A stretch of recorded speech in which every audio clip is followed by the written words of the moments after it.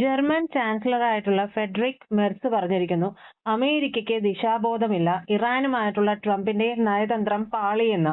അതിന്റെ കൂടെ എടുത്തു പറഞ്ഞിട്ടുള്ള ഒരു കാര്യം എന്ന് പറയുന്നത് ഇറാൻ അമേരിക്കയെ നിർത്തി അങ്ങ് അപമാനിക്കുകയാണ് എന്നുള്ളതാണ്. ഈ പറയുന്ന വാക്കുകളിൽ നിന്ന് വളരെ കൃത്യമായിട്ട് മനസ്സിലാകുന്ന കാര്യം, അമേരിക്കക്കെതിരെ അവരുടെ സഖ്യകക്ഷികൾ വരെ പറഞ്ഞു തുടങ്ങി. അതായത് അമേരിക്ക ഒരു വമ്പൻ പരാജയമാണ് എന്നുള്ളതാണ് ഈ പറഞ്ഞു വെക്കുന്നതെന്ന് നമുക്ക് മനസ്സിലാക്കിക്കൂടെ സർ? തീർച്ചയായിട്ടും. ഇപ്പം ഒരാളെ കുറിച്ച് അയാളുടെ സുഹൃത്ത് ഒരു സുപ്രഭാതത്തിൽ പറയാണ്, അവന് ഇച്ചിരി ബുദ്ധി കുറവുണ്ട് കേട്ടോ എന്ന് പറഞ്ഞാല് ഈ മരവണ്ടരെ കൊണ്ട് ഞാൻ സഹിച്ചു മടുത്തു എന്നാ പറയുന്നതിന്റെ അർത്ഥേ. മനസ്സിലായില്ലേ? എന്ന് പറഞ്ഞ പോലെയാണ് ഇപ്പം ഈ ട്രംപിനെ കുറിച്ച് ഇവർ പറഞ്ഞു തുടങ്ങിയേക്കണേ. ഈ അമേരിക്കയാണല്ലോ, അമേരിക്കയുടെ പ്രസിഡന്റ് ആണല്ലോ, ചുമ്മാ കയറി അങ്ങ് പറഞ്ഞ് അവമാനിക്കണ്ടല്ലോ എന്ന് വെച്ചിട്ട് ഇത്ര നാൾ ഇവർ മിണ്ടാണ്ടിരിക്കുകയായിരുന്നു. ഇയാൾ ഇന്നോളം എടുത്ത സ്റ്റെപ്സ് മുഴുവൻ റോങ്ങാണ്. ഒന്ന് ഓർത്തു നോക്കി, താരിഫ് വന്നപ്പം ലോകരാഷ്ട്രങ്ങൾ മുഴുവൻ എതിരായി. ഇസ്രായേലിനൊഴികെ ബാക്കി എല്ലാവർക്കും താരിഫ് അടിച്ചു. ഒപ്പം അമേരിക്കയുടെ ലാബ് ഡോഗ് എന്ന് വിശേഷിപ്പിക്കാവുന്ന പാകിസ്ഥാൻ വരെ അടിച്ചു 10% താരിഫ്. കാനഡയ്ക്ക് അടിച്ചു 10% താരിഫ്. ഇവർക്കൊന്നും സഹിക്കാൻ പറ്റിയില്ല. കാനഡ അതോടുകൂടി കാനഡയിലേക്കുള്ള എല്ലാ കയറ്റുമതിയും നിർത്തിച്ചു.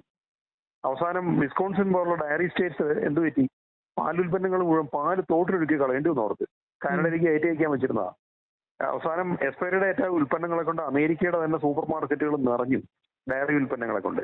ഇത്രയും മണ്ടത്തരം അവിടെ കാണിച്ചു വെച്ചതിന്റെ ബാക്കിയായിട്ട് ഡെൻമാർക്കിന്റെ കയ്യിൽ നിന്ന് ഗ്രീൻലാൻഡ് പിടിക്കാൻ നോക്കി. അപ്പൊ മൊത്തം യൂറോപ്യൻ യൂണിയൻ അമേരിക്കയെതിരായി. അതിന്റെ വാശി അവർ തീർത്തത് ഇന്ത്യയായിട്ട് പെട്ടെന്ന് മദർ ഓഫ് ഓൾ ഡീൽസ് ഒപ്പുവെച്ചോണ്ടാ യൂറോപ്യൻ യൂണിയൻ ചെയ്തതാ.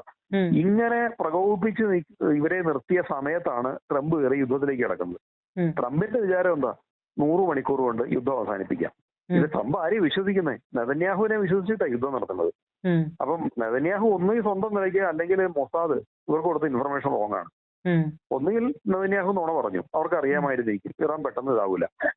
ഏറ്റവും പറഞ്ഞത് ഇസ്രായേലിനെ കൊണ്ട് സ്വന്തം നിലയ്ക്ക് ഇറാനെ തോൽപ്പിക്കാൻ പറ്റില്ല എന്ന് ഇസ്രായേലിന് അറിയാം. അതുകൊണ്ടാണല്ലോ അമേരിക്കയെ പിടിച്ച് യുദ്ധത്തിൽ ഇറക്കിയത്. അപ്പൊ അത്രയും ബോധ്യം അവർക്കുണ്ട്. പക്ഷെ എന്നിട്ട് എന്ത് പറ്റി? ആ യുദ്ധം അവർ ഉദ്ദേശിച്ച സമയത്തൊന്നും തീർന്നില്ല. 100 മണിക്കൂറിൽ തീർക്കാൻ വെച്ച യുദ്ധം 1000 മണിക്കൂറായിട്ടും തീർന്നിട്ടില്ല. എന്നിട്ടുണ്ടായ ഏറ്റവും വലിയ കോമഡി എന്നാണെന്നറിയോ? ഇന്നേ വരെയുള്ള ലോകത്തെ യുദ്ധചരിത്രത്തിലെ ഏറ്റവും വലിയ കോമഡി എന്ന് പറയുന്നത്, ഒരു രാജ്യം വേറെ രാജ്യത്തെ ആക്രമിക്കുമ്പോൾ ആക്രമിക്കാൻ പോയാൽ വെടിനിർത്തലിനെ കേണപേക്ഷിക്കുന്നു എന്നുള്ളതാണ്. ബാക്കി എല്ലായിടത്തും വെടിനിർത്തലിനെ അപേക്ഷിക്കണ ആരാ? വെടി കൊള്ളുന്നവനാ. ആക്രമിക്കപ്പെടുന്നവനാണ് ദയവായിട്ട് നിങ്ങളൊന്ന് വെടിനിർത്തുക, നമുക്ക് സമാധാനം ഉണ്ടാക്കാം, ഞങ്ങൾ ഇവിടെ വെള്ളക്കൊടി പോക്കുക എന്ന് പറഞ്ഞിട്ട് ചെല്ലേണ്ടത്. ഇത് അമേരിക്ക അങ്ങോട്ട് ചെല്ലുന്നത്. എന്നിട്ട് പറയാ, നിങ്ങൾ ഹോർമസ് തുറക്കണം, നിങ്ങൾ വെടി നിർത്തണം, നിങ്ങൾ സമാധാനത്തിന് വേണ്ടി തയ്യാറാവണമെന്നൊക്കെ. സമാധാനത്തിൽ ഇരുന്ന രാജ്യത്തെ അങ്ങോട്ട് കയറി ആക്രമിച്ചിട്ട് എന്നിട്ട് ഇപ്പൊ പറയാണ് ദയവായിട്ട് നിങ്ങൾ സമാധാനത്തിന് തയ്യാറാവണമെന്ന്. എന്താ സംഭവം? അമേരിക്കയുടെ സൈന്യത്താവളങ്ങൾ മുഴുവൻ തകർക്കപ്പെട്ടു. ഇന്നലത്തെ മാതൃഭൂമിയിൽ വന്നേക്കുന്ന ഒരു വാർത്തയുണ്ട്. അത് ഞങ്ങൾ വായിച്ച മാതൃഭൂമി ആയതുകൊണ്ടാണ് ഞാൻ അങ്ങനെ പറഞ്ഞത്. എല്ലാ മീഡിയയിലും വന്നിട്ടുണ്ട്. ഇതുവരെ അമേരിക്ക പുറത്തുവിട്ടതിനേക്കാളും എത്രയോ ഉയർന്നതാണ് ഈ യുദ്ധത്തിൽ അമേരിക്കയ്ക്ക് പറ്റിയ നാശനഷ്ടങ്ങൾ എന്ന് എടുത്തു പറഞ്ഞിട്ടുണ്ട്. അതായത് ഗൾഫിലുള്ള അമേരിക്ക സൈന്യത്താവളങ്ങൾക്ക് പറ്റിയേക്കുന്ന നാശനഷ്ടം ചെറുതൊന്നുമല്ല, വളരെ വലുതാണ്. അവരുടെ പല വിമാനങ്ങളും നഷ്ടപ്പെട്ടു. അവരുടെ റഡാർ സിസ്റ്റം മുഴുവൻ തകർക്കപ്പെട്ടു. കണ്ണ് കാണാത്ത സ്ഥിതിയായി. റഡാറില്ലാണ്ട് യുദ്ധത്തിനിറങ്ങിയാൽ കണ്ണും കെട്ടി ആകാശത്തോടെ പറക്കേണ്ട തുല്യമാണത്. കാരണം അവർക്ക് കമാൻഡ് കിട്ടത്തില്ല. ഇങ്ങനത്തെ അവസ്ഥയിലായി. അവരുടെ സൈനികരോടെ കൊല്ലപ്പെട്ടു. അവരുടെ ഓപ്പറേഷൻസ് എല്ലാം ഫെയിലായി. അവരുടെ കപ്പലുകൾ തന്നെ എണ്ണം തകർക്കപ്പെട്ടിട്ടുണ്ട്. അപ്പോൾ ചുരുക്കത്തിൽ അമേരിക്ക എന്ന് പറഞ്ഞ മഹാശക്തി ഓർക്കണം, നിക്കോളാസ് മഡ്രോയെ അയാളുടെ രാജ്യത്ത് കയറി ആക്രമിച്ച് പിടിച്ചു കെട്ടി കണ്ണും കെട്ടി അമേരിക്കൻ ജയിലിലാക്കിയ ആൾക്കാരാ. ആ സംഭവം ഉണ്ടായി 1 മാസം തികയുന്നതിന് മുമ്പ് ശരിക്കും പറഞ്ഞാൽ അമേരിക്ക നല്ല തിരിച്ചടിയാണ് വാങ്ങിച്ചത്. എന്ന് പറഞ്ഞാൽ ദിശാബോധമില്ലാതെയാണ് അമേരിക്ക യുദ്ധത്തിന് ഇറങ്ങിയത് എന്ന് വളരെ കൃത്യമായിട്ട് ജർമ്മൻ ചാൻസലർ ഫെഡറിക് മെർസ് പറഞ്ഞു. ആ പറഞ്ഞത് കറക്റ്റാണ്. ഇത് ദിശാബോധമില്ലാത്ത പ്രവൃത്തിയാണ് ഉണ്ടായത്. കാരണം അമേരിക്ക ശരിയാ പല യുദ്ധങ്ങളും ജയിച്ചിട്ടുണ്ട്, പലതിലും അവർ അബദ്ധം കാണിച്ചിട്ടുമുണ്ട്. അപ്പൊ വെനിസ്വേലയിൽ നടത്തിയ സൈന്യാക്ഷൻ കൊണ്ട് അഹങ്കാരം കൂടിയിട്ട് എന്നാൽ ഇതുപോലെ ഇപ്പൊ തന്നെ ഇറാനിലും ചെയ്തേക്കാം എന്നും പറഞ്ഞിട്ട് ഇറങ്ങിയതാണ്. പിന്നെ ഇറാനിൽ നേരിട്ട് എന്നിറങ്ങി ഇറാനിയൻ പരമാധികാരിയെ പിടിച്ച് കണ്ണും കെട്ടി ജയിലിലാക്കേണ്ട പകരം അവർ ചെയ്തത് ആളെ അങ്ങ് കൊന്നു കളഞ്ഞു. അവരുടെ നേതൃത്വത്തിലെ കുറച്ചധികം ആൾക്കാരെ കൊന്നു. അതോടുകൂടി ഇറാനിൽ ജനകീയ വിപ്ലവം ഉണ്ടാകുന്നു. ജനങ്ങളെല്ലാം തെരുവിലിറങ്ങി അവിടുത്തെ റജീവിനെ അട്ടിമറിച്ചിട്ട് അമേരിക്കൻ കൊടികൾ വീശിക്കൊണ്ട് അങ്ങോട്ട് സ്വാഗതം ചെയ്യുന്ന കണ്ട് അമേരിക്ക വിചാരിച്ചു. ഇസ്രായേലും അത് തന്നെ വിചാരിച്ചു. പക്ഷെ ഇത് ഭയങ്കരമായിട്ട് തെറ്റിപ്പോയി. ദേശീയബോധമുള്ള ഒരു ജനതയാണ് ആക്രമിച്ചതെന്ന് അവർ മറന്നുപോയി. അങ്ങനെ ഒരു വലിയ കുഴപ്പം അമേരിക്കയ്ക്ക് പറ്റി. അതായത് ജർമ്മൻ ചാൻസലർ ഒരു കാര്യം എടുത്തു പറഞ്ഞു, യുദ്ധം തുടങ്ങാൻ എളുപ്പമാണ്, but you should have A proper exit plan. ഈ യുദ്ധം നിർത്താനുള്ള ഒരു തന്ത്രം കൂടെ വേണം, എന്നാലേ കാര്യമുള്ളൂ. യുദ്ധം രണ്ട് രീതിക്ക് നിർത്താം. വിജയിച്ച് നിർത്താം, പരാജയപ്പെട്ട് നിർത്താം. അതായത് എങ്ങനെയാ ഇത് രണ്ടും അല്ലാത്തൊരു വഴിയില്ലേ ഒരു തൈ പോലെ എന്ന് ചോദിച്ചാൽ സത്യത്തിൽ ഇല്ല. കാരണം വിജയം ലക്ഷ്യം വെക്കാത്ത ഏതൊരു കൃത്യവും പരാജയമായിരിക്കും എന്നുള്ളതാണ് യുദ്ധത്തിന്റെ കാര്യത്തിൽ പ്രത്യേകിച്ച്. ഇവര് ഒരു വിജയം പ്രതീക്ഷിച്ച് ഇറങ്ങിയത്. അവർ ഉദ്ദേശിക്കുന്ന യഥാർത്ഥ വിജയം എന്ന് പറയുന്നത് ഇറാനിലെ എണ്ണ പിടിച്ചെടുക്കുക എന്നുള്ളതാണ്. എങ്കിലും ലോകത്തോട് അവർ പറഞ്ഞേക്കുന്നത് ഇറാനിയൻ റെജിമിനെ മാറ്റുക, പിന്നെ അവരുടെ അണുവായുധങ്ങൾ ഇല്ലാണ്ടാക്കുക, അവരുടെ ബാലിസ്റ്റിക് മിസൈൽ സംവിധാനം കുറയ്ക്കുക തുടങ്ങിയിട്ടുള്ള കാര്യങ്ങളൊക്കെ ആയിരുന്നു. ഈ പറഞ്ഞ ലക്ഷ്യങ്ങളിൽ ഒന്നുപോലും നേടാൻ ഇതുവരെ അവരെ കൊണ്ട് പറ്റിയിട്ടില്ല. ഈ യുദ്ധം കൊണ്ട് ഇതുവരെ നേട്ടം ഉണ്ടായത് ഇറാനാണ്. ഇറാന് നഷ്ടങ്ങൾ ഉണ്ടായില്ലെന്നല്ല, അവരുടെ പരമാധികാരി കൊല്ലപ്പെട്ടു, ഉന്നത രാഷ്ട്രീയ നേതൃത്വത്തിലെ പലരും കൊല്ലപ്പെട്ടു, നിരവധി സാധാരണക്കാർ കൊല്ലപ്പെട്ടു, അല്ലെങ്കിൽ സ്കൂൾ കുട്ടികൾ പോലും കൊല്ലപ്പെട്ടു. പക്ഷെ ഈ അവസ്ഥയിലും ലോകം മുഴുവൻ ഇറാൻ ഇനി കാണാൻ പോകുന്നത് പഴയ രീതിക്കല്ല, അതൊരു ശക്തിയാണ് എന്നുള്ള നിലയ്ക്കാണ്. ഓർക്കണം, അമേരിക്ക ഇത്രയും ഭീകരമായിട്ട് യുദ്ധം, അതും അമേരിക്ക ഇസ്രായേലും ചേർന്ന് ആദ്യമായിട്ടായിരിക്കും ഏതെങ്കിലും രാജ്യത്തെ ആക്രമിക്കുന്നത്. ഈ രണ്ടിനെയും വലിയ സൂപ്പർ പവേഴ്സ് ആയിട്ടായി ലോകം വച്ചേക്കുന്നത്. അങ്ങനത്തെ രണ്ട് സൂപ്പർ പവേഴ്സ് ചേർന്ന് ഒരു ഇറാൻ എന്ന് പറയുന്ന രാജ്യത്തെ, ഈ ലോകത്തിൽ പല ആൾക്കാരും നിസ്സാരെന്ന് കരുതിയിരുന്ന രാജ്യമാണ് ഇറാൻ, അതിനെ ആക്രമിച്ചിട്ട് 50 ദിവസം പിടിച്ചു നിന്നു. 40 ദിവസം കണ്ടിന്യൂസ് യുദ്ധം നടന്നു. പിന്നെയുള്ള ദിവസങ്ങൾ വെടിനിർത്തലായിരുന്നു. അമേരിക്ക തന്നെ അങ്ങോട്ട് ചെന്ന് വെടിനിർത്തി. ഞങ്ങൾക്ക് ചർച്ച വേണമെന്ന് അമേരിക്ക തന്നെ ആവശ്യപ്പെട്ടു. എന്നിട്ട് അമേരിക്കയുടെ ശരിക്കും പറഞ്ഞാൽ വീട്ടുമുറ്റത്തെ കെട്ടിയിട്ടേക്കണ പട്ടിയെ പോലെ വളർത്തുന്ന പാകിസ്ഥാനിലാണ് ചർച്ച നടത്താൻ പോയത്. അത്തരം ഒരു രാജ്യത്തെ പോലും അമേരിക്ക ആശ്രയിക്കേണ്ടി വന്നു ഈ ചർച്ച നടത്താൻ വേണ്ടിയിട്ട്. അതില്ലെങ്കിൽ ചിലപ്പോൾ ഇന്ത്യ ആശ്രയിക്കേണ്ടി വരും. അതുകൊണ്ടാണ് പാകിസ്ഥാനെ ആശ്രയിക്കേണ്ടി വരുന്നത്. അങ്ങനെ വന്ന് അവസാനം ഈ പാകിസ്ഥാന്റെ അടുത്ത് ചെന്ന് അവിടെ അമേരിക്കയുടെ വൈസ് പ്രസിഡന്റ് വരെ വന്ന് ഇറാനുമായിട്ട് ചർച്ച നടത്തി തിരിച്ചുപോയി. എന്നിട്ടൊന്നും ഉണ്ടായില്ല. ഹോർമുസ് ഉപരോധിച്ചുകൊണ്ടിരിക്കുകയാണ്. ഈ ഹോർമുസ് ഉപരോധത്തിനിടയ്ക്ക് ഏതാണ്ട് 30-ലധികം കപ്പലുകൾ ഇറാനിയൻ തുറമുഖങ്ങളിൽ നിന്ന് ഇപ്പോൾ ഓൾറെഡി കടന്നു കഴിഞ്ഞു. ആകെ 1-2 കപ്പലിനെ മാത്രമേ ആദ്യം തിരിച്ചുവിട്ടുള്ളൂ. ഒരു ചൈനീസ് കപ്പലിനെ തടഞ്ഞു, ഒരു ഇറാനിയൻ കപ്പലിനെ തിരിച്ചുവിട്ടു, ഒരു കപ്പൽ പിടിച്ചെടുത്തു. ഇതിനുശേഷം പിന്നെ ഉണ്ടായത് മുഴുവൻ, അതായത് ചർച്ചകൾ മുന്നോട്ട് പോകണമെങ്കിൽ ഹോർമുസ് ഉപരോധം നീക്കണം എന്നായിരുന്നു ഇറാൻ പറഞ്ഞത്. അതുകൊണ്ട് എന്തായി, ഉപരോധം നീക്കുന്നു എന്ന് പരസ്യമായിട്ട് പറയാതെ അവർ ഉപരോധിക്കാൻ പോയ കപ്പലുകളൊക്കെ അവിടെ തന്നെ നിർത്തിക്കൊണ്ട് എല്ലാ കപ്പലുകളും അങ്ങോട്ടും ഇങ്ങോട്ടും കയറി ഇറങ്ങുകയും ചെയ്യുന്ന സ്ഥിതിയാണ് ഇപ്പോൾ ഉള്ളത്. ഇതിനിടയ്ക്ക് ഇറാൻ ഉണ്ടായ വേറെ നേട്ടം എന്നാന്ന് ചോദിച്ചാൽ കുറെ കപ്പലുകൾ ടോൾ അടയ്ക്കുന്നുണ്ട്. ഇന്ത്യക്കാർക്ക് ടോൾ അടയ്ക്കേണ്ട ആവശ്യമില്ല, ഇന്ത്യ ഇതൊന്ന് ഒഴിവാക്കിയിട്ടെന്ന് പറഞ്ഞിട്ടുണ്ട്. 5 സുഹൃത് രാജ്യങ്ങളെ ഇറാൻ ടോളിൽ നിന്ന് ഒഴിവാക്കിയേക്കാണ്. പക്ഷെ ബാക്കി എല്ലാവർക്കും ടോൾ അടയ്ക്കണം. അപ്പൊ അമേരിക്ക യുദ്ധത്തിന് പോയ അമേരിക്കയുടെ കപ്പൽ പോലും അങ്ങോട്ട് കയറി ഇറങ്ങി ഇപ്പൊ ടോൾ അടയ്ക്കണം. ഇതാണ് സിറ്റുവേഷൻ. ഒരർത്ഥത്തിൽ ഇറാനെ സംബന്ധിച്ച് ഇതെല്ലാം നേട്ടമാണ്. അവരുടെ ഉപരോധം ഒരു പരിധി വരെ അവസാനിച്ച് കിട്ടി. കാരണം അവർക്ക് എണ്ണ വിൽക്കാൻ പറ്റാത്ത സ്ഥിതിയായിരുന്നു. ഇപ്പൊ അവർക്ക് എണ്ണ വിൽക്കാൻ പറ്റുന്നുണ്ട്, ഡോളർ റിസീവ് ചെയ്യാൻ പറ്റുന്നുണ്ട്. അവരുടെ ഫ്രീസ് ചെയ്ത് കിടക്കുന്ന ഡോളർ അസറ്റ്സ് അവർക്ക് തിരിച്ചു കിട്ടിയാൽ അതും കൂടി ഉപകാരപ്പെടും. എന്തായാലും അവരുടെ കയ്യിലുള്ള മിസൈലുകളുടെ ശക്തി എന്നാന്ന് ലോകം അറിഞ്ഞു. അമേരിക്ക ഇതിനിടയില് മറ്റൊരു കുടുക്ക് കൂടി കിടക്കുന്നില്ലേ?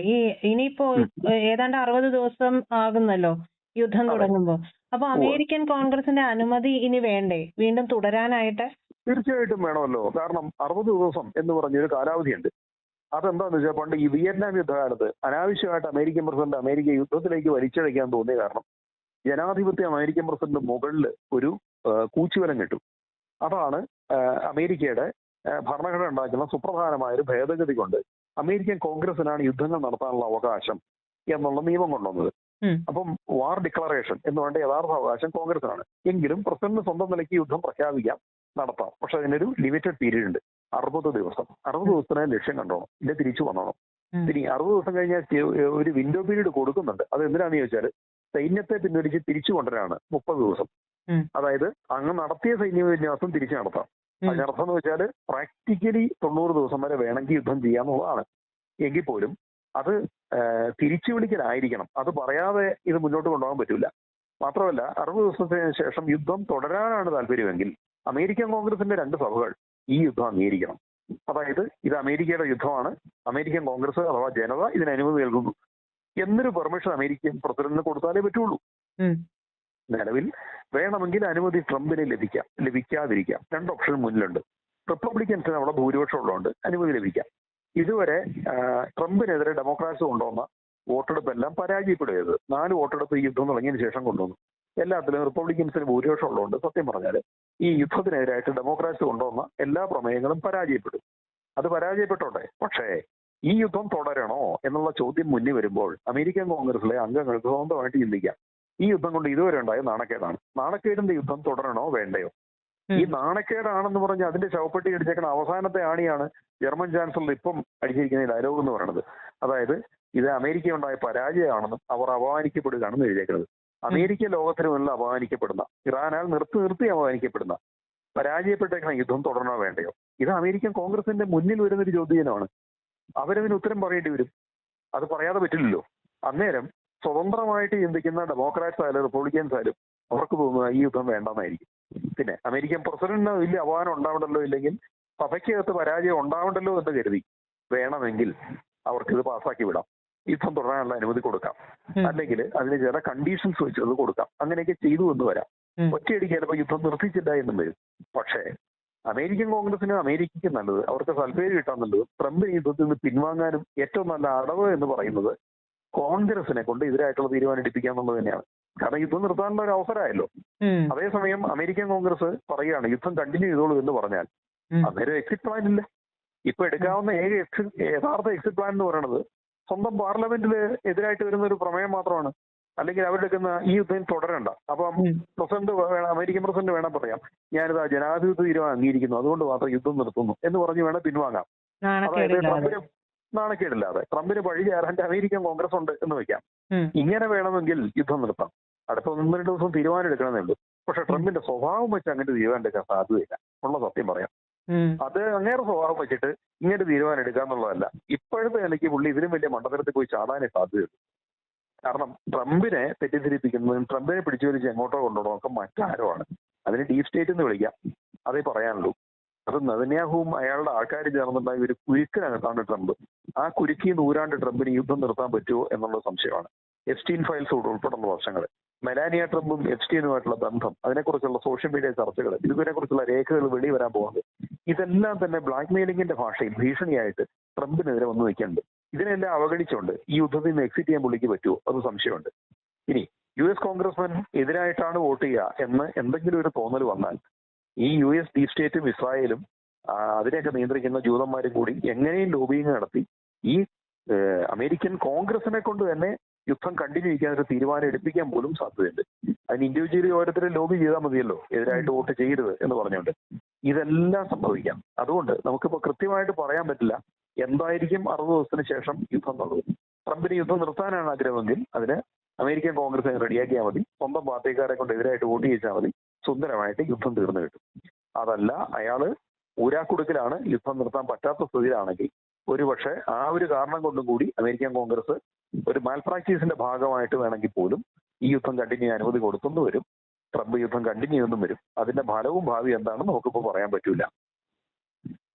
Okay sir, thank you. Okay.